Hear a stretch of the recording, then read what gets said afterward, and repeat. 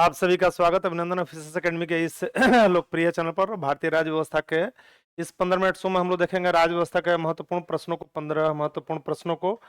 और पहला प्रश्न आपका जो है वह आपके सामने है कि भारतीय राष्ट्रीय ध्वज में चक्र किसका प्रतीक है। चक्र किसका प्रतीक है? चक्र जो है राष्ट्रीय ध्वज में चक्र किसका प्रतीक है? अगर चक्र की बात हम करें तो यह स्वतंत्रता का प्रतीक है, जबकि न्याय का कि समानता के, भाईचारे का। तो यह चक्र किसका प्रतीक है? यह न्याय का प्रतीक है। यह चक्र जो है, यह चक्र न्याय का प्रतीक है, न्याय का प्रतीक है। राष्ट्रीय ध्वज में चक्र किसका प्रतीक है? तो यह न्याय का प्रतीक। अगर है बात की कितने स्पोक इसमें है, स्पोक तो इसमें 24 स्पोक है, 24 तिलियां इसमें है, तिलियां है। अगर यही बात प्रस्तावना में न्याय की बात करें, प्रस्तावना में न्याय की बात करें, प्रस्तावना में न्याय की बात करें तो 3 प्रकार के न्याय की बात कही गई प्रस्तावना में। प्रस्तावना में 3 प्रकार की न्याय है, 3 प्रकार की न्याय का उल्लेख किया गया है। और यह 3 प्रकार का न्याय है: सामाजिक न्याय, आर्थिक न्याय और राजनीतिक न्याय। इसमें किस प्रकार की न्याय है? सामाजिक न्याय, सामाजिक न्याय, आर्थिक न्याय और राजनीतिक न्याय की बात कही गई है। आर्थिक न्याय और राजनीतिक न्याय की बात कही गई है। 3 प्रकार के न्याय का इसमें उल्लेख किया गया है। प्रस्तावना को संविधान का आत्मा कहा गया है। यह प्रस्तावना में 3 प्रकार का न्याय है और इसे लिया गया है रूस की क्रांति से। कहां से लिया गया है? रूस की क्रांति से। रूस की क्रांति से इसको लिया गया, रूस की क्रांति से इसको लिया गया। रूसी क्रांति 1917 की है, 1917 की है। विकल्प 20 का करेक्ट उत्तर हो जाएगा इस प्रश्न का, जो सही उत्तर हो जाएगा। यह विकल्प 20 प्रश्न का करेक्ट उत्तर हो जाएगा, करेक्ट उत्तर हो जाएगा। चलिए अगला प्रश्न को लेते हैं। भारतीय संघ के अंतर्गत किसी राज्य को मिलाने का अधिकार किसको है? भारतीय संघ के अंतर्गत किसी राज्य को, यानी नए राज्यों का जो गठन होगा, यह अधिकार किसको है? मिलाने का अधिकार किसे है? राष्ट्रपति को है कि प्रधानमंत्री को है? प्रधानमंत्री को है कि संसद को है कि सर्वोच्च न्यायालय को है? सर्वोच्च न्यायालय, एपेक्स कोर्ट है। तो यह जो है संघ के अंतर्गत किसी राज्य को मिलाने का जो अधिकार है, यह संसद को प्राप्त है, संसद को प्राप्त है। रही बात किस अनुच्छेद में इसका उल्लेख किया गया था? अनुच्छेद 2 में नए राज्यों के गठन का उल्लेख है। नए राज्यों के गठन का उल्लेख है, गठन का उल्लेख पूछेगा। यह अनुच्छेद 2 में नए राज्यों के गठन का उल्लेख किया गया है।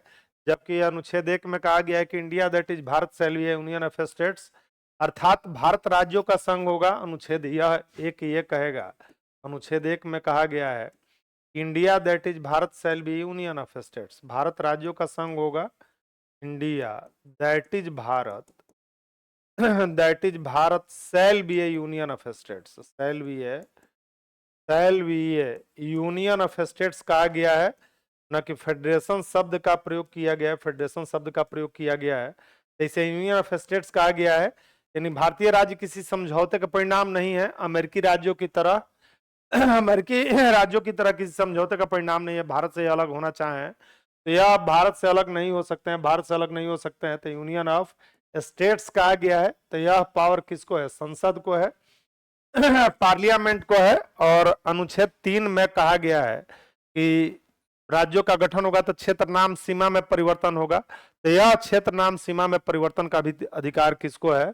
तो संसद को है। संसद को अनुच्छेद 1 को आप देखें, आर्टिकल 1 को देखें, इसमें दोनों शब्दों का प्रयोग किया गया है, इंडिया और भारत दोनों शब्दों का प्रयोग किया गया है। और फेडरेशन शब्द का प्रयोग नहीं करके यूनियन ऑफ स्टेट्स कहा गया है। यूनियन ऑफ स्टेट्स कहा गया है। सन 2000 में 3 नए राज्य बनाए गए। बिहार से अलग होकर झारखंड का गठन किया गया, मध्य प्रदेश से अलग छत्तीसगढ़ का, और जो है उत्तर प्रदेश से अलग उत्तराखंड का निर्माण किया गया, उत्तराखंड का निर्माण किया गया। बीपीएससी डीओ के लिए target batch officers academy live, इसमें आपको मिलेगा लाइव क्लास मिलेगा, रिकॉर्डेड क्लास मिलेगा, वो अभी unlimited, chapter wise PDF notes मिलेगा, चैप्टर वाइज एमसीक्यू टेस्ट, बिल्कुल 0 लेवल से इसमें पढ़ाया जाएगा। तो बिल्कुल इस बैच से जुड़कर अपनी सफलता सुनिश्चित करें। में से किसको संविधान के मौलिक अधिकारों को लागू करने की शक्ति दी गई है? मौलिक अधिकारों को लागू करने का मतलब, इसे प्रकृति की बात करें तो यह वाद योग्य है, प्रकृति की बात करें तो वाद योग्य है। लागू करने की शक्ति किसे दी गई है? भारत के सभी न्यायालयों को, कि संसद को, कि राष्ट्रपति को, कि सर्वोच्च न्यायालय एवं उच्च न्यायालय को। तो मौलिक अधिकार की प्रकृति पर यदि हम बात करें तो इसकी प्रकृति वाद योग्य है, यानी इस कानून होने पर न्यायालय की शरण ली जा सकती है। यानी फंडामेंटल राइट की प्रकृति पर यदि हम बात करें, फंडामेंटल राइट की प्रकृति पर बात करें, तो प्रकृति इसकी वाद योग्य है। कैसी है? वाद योग्य। इसका मतलब यह हुआ कि इसका कानून पर न्याय की शरण ली जाएगी, और यह अनुच्छेद 32 के तहत, अनुच्छेद 32 के तहत सुप्रीम कोर्ट और अनुच्छेद 224 226 के तहत जो है, 226 के तहत हाई कोर्ट इसकी रक्षा करता है, इसकी रक्षा करता है।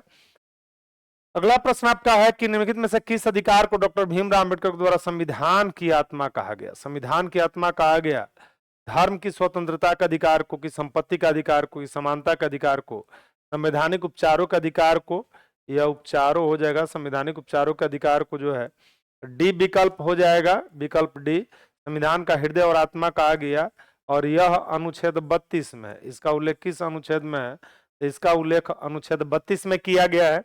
जैसे आपसे पूछा जाए कि संविधान का आत्मा किसे कहा गया था? प्रस्तावना को। संविधान का आत्मा कहा गया है, संविधान का आत्मा कहा गया है किसे? तो संविधान का आत्मा, संविधान का आत्मा प्रस्तावना को कहा गया है, प्रस्तावना को कहा गया है, प्रस्तावना को संविधान का आत्मा कहा गया। इसको उद्देशिका भी कहा जाता है। परंतु जैसे ही पूछा कि भीमराव अंबेडकर ने किसे संविधान का आत्मा कहा है, तो वह अनुच्छेद 32 है। संवैधानिक उपचारों का अधिकार है, जो कि छठा मौलिक अधिकार है। निम्नलिखित में से कौन सी नीति सतत्व है? इसमें कौन डायरेक्ट नीति सतत्व है? डायरेक्टिव प्रिंसिपल ऑफ स्टेट है। समान नागरिक संहिता की प्रेस की आजादी, कि धर्म की स्वतंत्रता की विधि के समक्ष समानता। तो ये सभी आपका फंडामेंटल राइट का, प्रेस की आजादी हो गया, धर्म की स्वतंत्रता हो गया, विधि के समक्ष समानता की बात करें तो यह मौलिक अधिकार का, मौलिक अधिकार का यह सभी पॉइंट है। जबकि हम बात करें समान नागरिक संहिता, तो यह डीपीएसपी का, राज्य का नीति निर्देशक तत्व का यह है। और इसका उल्लेख जो है समान नागरिक संहिता किया गया है अनुच्छेद 44 में, इसका उल्लेख किया गया 44 में, इसका उल्लेख किया गया है 44 में। विकल्प ए सही है, विकल्प ए सही है। अगर बात किया किस राज्य में यह, तो गोवा, उत्तराखंड और गुजरात में, उत्तराखंड और गुजरात में समान नागरिक संहिता लागू है। राज्य में गोवा में तो पहले ही से ही था। गोवा पुर्तगालियों का उपनिवेश था। भारत में सबसे पहले पुर्तगाली आए और सबसे बाद में जाएंगे, सबसे बाद में जाएंगे।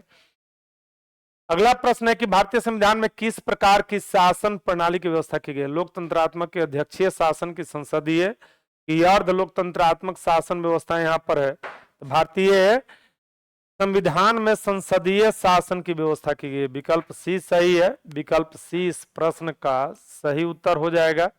और यह लिया गया है कहां से? ब्रिटेन से लिया गया संसदीय शासन को। इसमें दो प्रमुख होते हैं, संसदीय शासन व्यवस्था में दो प्रमुख होते हैं। अध्यक्षीय शासन यूएसए में लागू है, यह अमेरिका में लोकतंत्र 21वीं सदी का सबसे शासन का लोकप्रिय रूप है, सबसे शासन का लोकप्रिय रूप डेमोक्रेसी है। 100 से अधिक देशों में डेमोक्रेसी भी, 100 से अधिक देशों में जो है डेमोक्रेसी लागू है। भारत भी विश्व का सबसे बड़ा लोकतांत्रिक देश है, भारत विश्व का सबसे बड़ा लोकतांत्रिक देश है। बीपीएससी आईडीओ के लिए टारगेट बैच ऑफिसर्स अकेडमी लाया, जिसमें आपको लाइव क्लास मिलेगा, रिकॉर्डेड क्लास मिलेगा, चैप्टर वाइज पीडीएफ नोट्स मिलेगा, चैप्टर वाइज एमसीक्यू टेस्ट इसमें मिलेगा। बिल्कुल जीरो लेवल से पढ़ाया जाएगा। विषय विशेषज्ञ कक्षा संचालित करेंगे। तो इस बैच से जुड़कर अपनी सफलता सुनिश्चित करें। भारतीय संघ के अंतर्गत किसी राज्य को मिलाने का अधिकार किसे है? संघ के अंतर्गत किसी राज्य को मिलाने का जो अधिकार है यह संसद को है। अनुच्छेद 3 यह कहेगा, अनुच्छेद 3 के बारे में बात अगर करें तो यह राज्यों के क्षेत्र नाम सीमा में परिवर्तन की बात कहेगा। क्षेत्र राज्य गठन पर जो है, राज्यों के गठन, राज्य के गठन पर जो है, राज्य के गठन पर जो है, गठन पर जो है क्षेत्र नाम सीमा में परिवर्तन, क्षेत्र नाम सीमा में परिवर्तन की बात करेगा। सीमा में परिवर्तन की बात तो होगा, परिवर्तन की बात होगा। यह अनुच्छेद 3 यह कहेगा कि क्षेत्र नाम सीमा में परिवर्तन किया जा सकता है। अनुच्छेद 4 में यह कहा है कि 2 और 3 के द्वारा किया गया, अनुच्छेद 2 और 3 के द्वारा किया गया संशोधन, संशोधन भी नहीं माना जाएगा। और नए राज्यों का गठन होता है राष्ट्रपति के पूर्व अनुमति से। यह विधेयक पेश किया जाता है राष्ट्रपति के पूर्व अनुमति से इसको पेश किया जाता है, पूर्व अनुमति से इसको पेश किया जाएगा। अनुमति से यानी ऐसे कुछ विधेयक है जिनको लाने के लिए ही राष्ट्रपति की पूर्व अनुमति लेनी होती है, राष्ट्रपति की पूर्व अनुमति लेती है। जैसे धन विधेयक, नए राज्यों का गठन, नए राज्यों का गठन, तो भाग 1 में अनुच्छेद 1 से 4 तक उल्लेख है और राज्य उसमें केंद्र शासित प्रदेशों का उल्लेख किया गया है। अगला प्रश्न है कि भारत के संविधान के अंतर्गत अंतर्राष्ट्रीय शांति सुरक्षा की अभिवृद्धि, अंतर्राष्ट्रीय शांति एवं सुरक्षा की अभिवृद्धि का कहां पर उल्लेख है संविधान की उद्देशिका में, कि नीति निर्देशक तत्व में, कि मूल कर्तव्यों में, कि 9वीं अनुसूची में। तो इसका उल्लेख किया गया है राज्य के नीति निर्देशक तत्व के अंतर्गत। विकल्प बी सही हो जाएगा। अंतर्राष्ट्रीय शांति और सुरक्षा की जहां तक बात है, और इसका उल्लेख अनुच्छेद 51 में, अनुच्छेद 51 में इसका उल्लेख किया गया। अनुच्छेद 51 में अंतर्राष्ट्रीय शांति और सुरक्षा है, सुरक्षा की अभिवृद्धि है। और यह जो है देखते हैं कि 36 नीति तत्व जो है यह भाग 4 में, किस भाग में है, संविधान के भाग 4 में अनुच्छेद 36 से 51 तक इसका उल्लेख किया गया। अनुच्छेद 36 से 51 तक इसका उल्लेख किया गया है।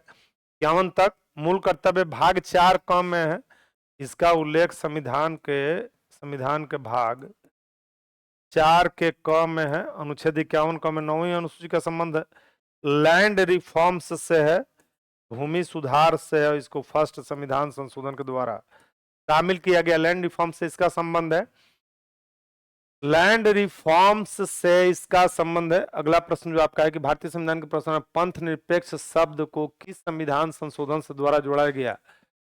तो यह शब्द जोड़ा गया 42वें संविधान संशोधन के द्वारा, यह शब्द जोड़ा गया 42वें संविधान संशोधन के द्वारा। विकल्प सी हो जाएगा।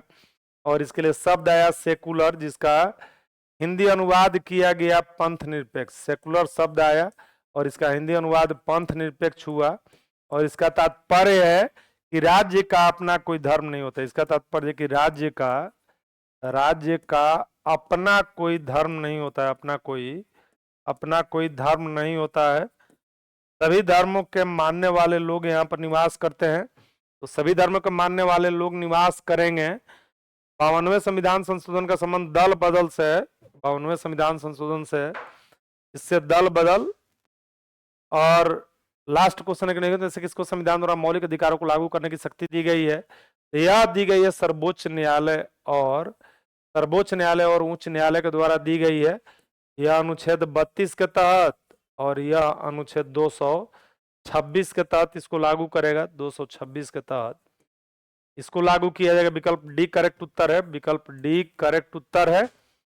इसी के साथ यह सेशन यहीं पर विराम लेगा। मिलते हैं हम लोग नेक्स्ट सेशन में महत्वपूर्ण प्रश्नों के महत्वपूर्ण व्याख्या के साथ। तब तक स्वस्थ रहिए, प्रसन्न रहिए। बहुत बहुत धन्यवाद। Thank you.